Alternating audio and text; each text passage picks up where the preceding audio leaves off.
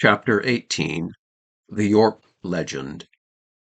The suppression of all architectural art and enterprise having lasted for so long a period in Britain, the legend of the craft next proceeds to account for its revival in the 10th century and in the reign of Ethelstan, whose son Edwin called a meeting, or general assembly, of the masons at York in the year 926, and there revived the institution, giving to the craft a new code of laws.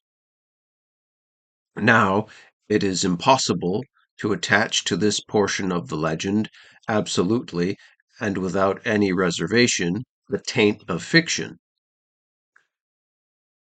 The convocation of the craft of England at the city of York in the year 926 has been accepted by both the operative masons who preceded the revival and by the speculatives who succeeded them up to the present day as a historical fact that did not admit of dispute. The two classes of legends, the one represented by the Halliwell poem and the other by the later manuscripts, concur in giving the same statement. The Cook manuscript, which holds an intermediate place between the two, also contains it. But the Halliwell and the Cook manuscripts, which are of older date, give more fully the details of what may be called this revival of English masonry. Thoroughly to understand the subject, it will be necessary to collate the three accounts given in the three different sets of manuscripts.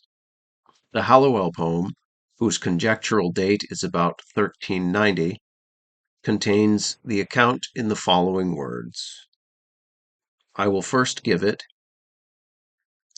relieved of its archaisms, for the convenience of the reader, inexpert in early English, and then follow with a quotation of the original language. This craft came into England, as I tell you, in the time of good King Ethelstan's reign. He made them both hall and also chamber and lofty churches of great honor to recreate him in both day and night, and to worship his God with all his strength. This good Lord loved this craft full well, and purposed to strengthen it in every part, on account of several defects which he discovered in the craft.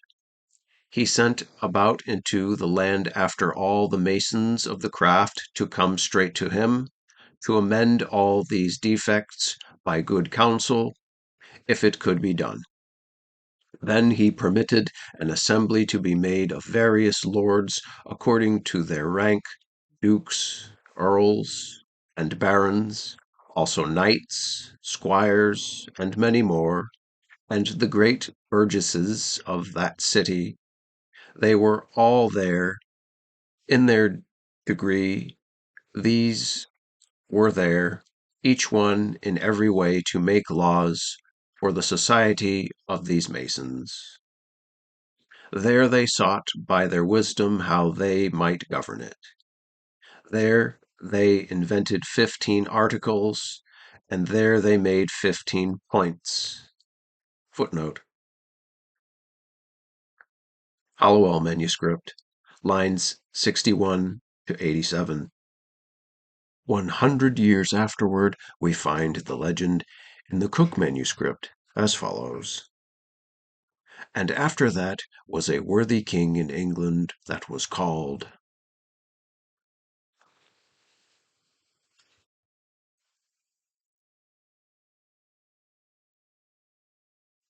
Athelstan, and his youngest son loved well the science of geometry. And he was well that handicraft had the practice of geometry so well as masons, wherefore he drew him to counsel and learned the practice of that science to his speculative. Footnote. Cook calls particular attention to this word as of much significative import. I think it simply means that the king added a practical knowledge of masonry or architecture to his formerly merely speculative or theoretical acquaintance with the art.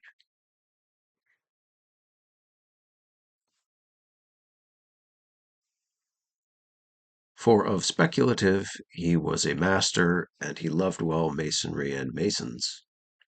And he became a mason himself, and he gave them charges and names. Footnote. This is evidently an error of the pen for manners, i.e., usages, as it is now used in England and in other countries.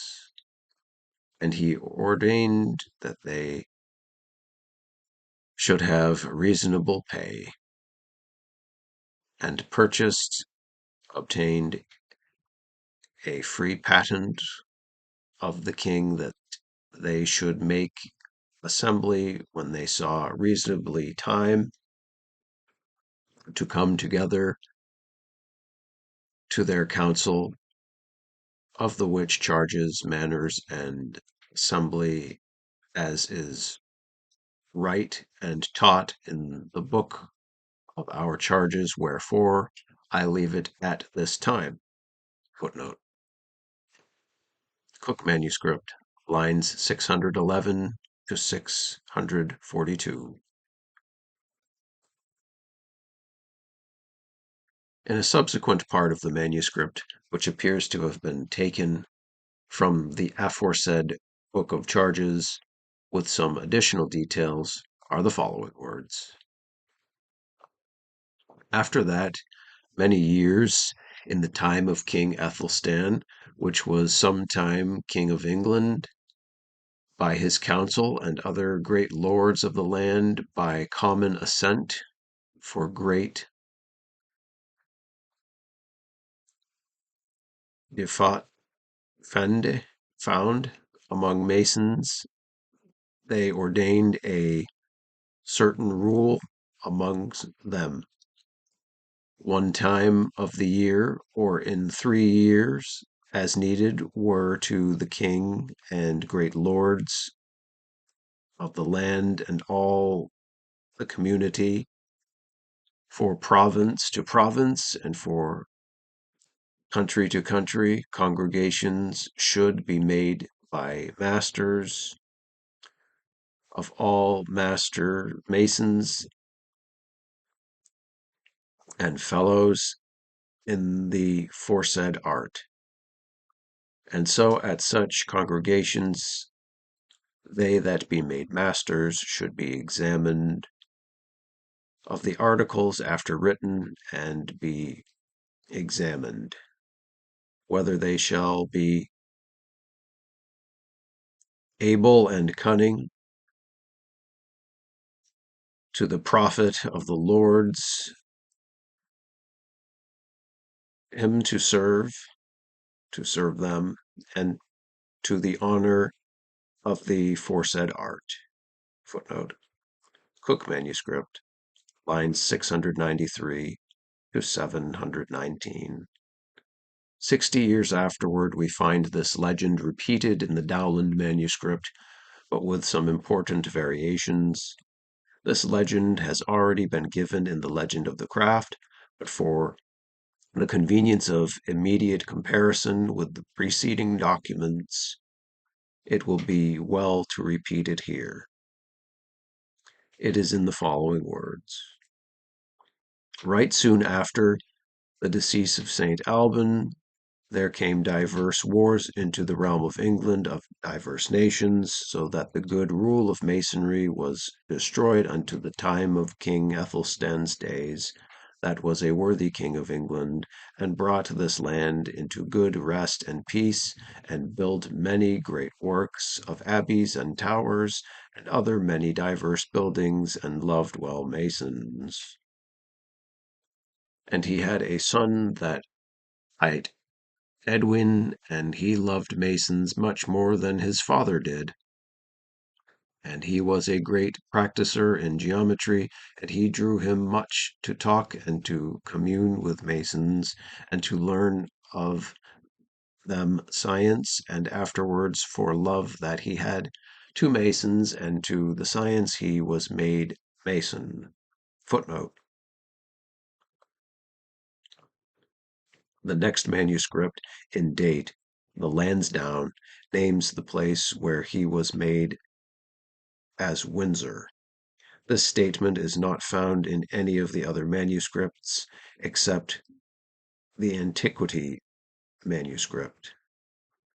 It may here be observed that nothing more clearly proves the great carelessness of the transcribers of these manuscripts than the fact that although they must have all been familiar with the name of Edwin, one of them spells it Ladrain and another Hauderain.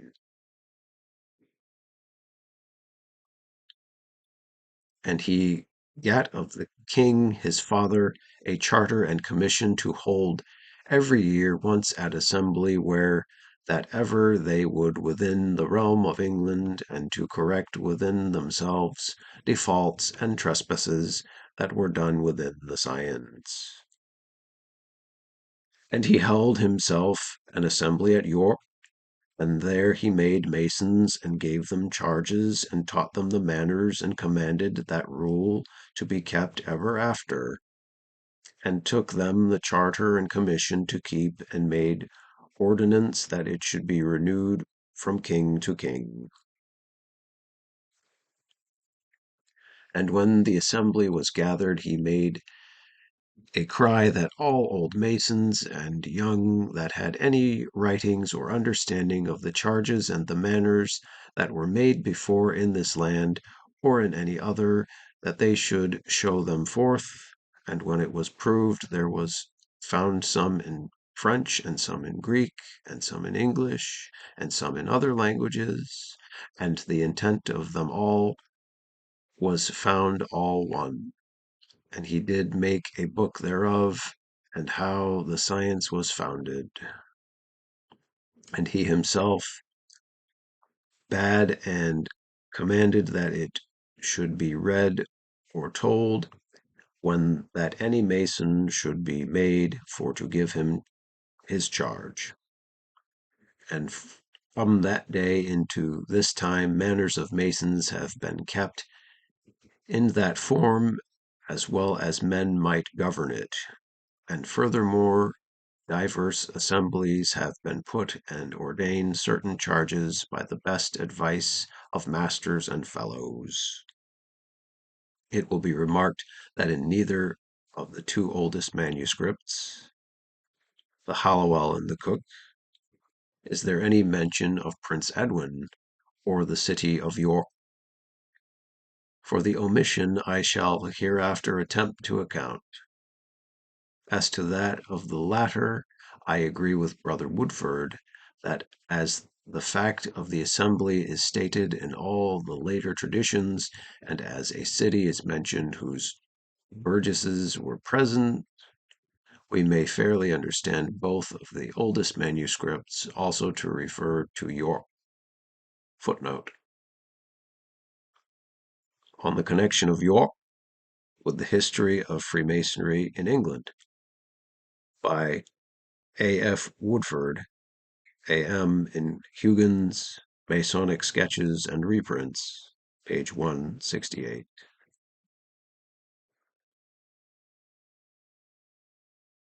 At all events, their silence as to the place affords no sufficient evidence that it was not York, as opposed to the positive declaration of the later manuscripts that it was. We see then that all the old legends assert expressly or by implication that York was the city where the first general Masonic assembly was held in England, and that it was summoned under the authority of King Ethelstan.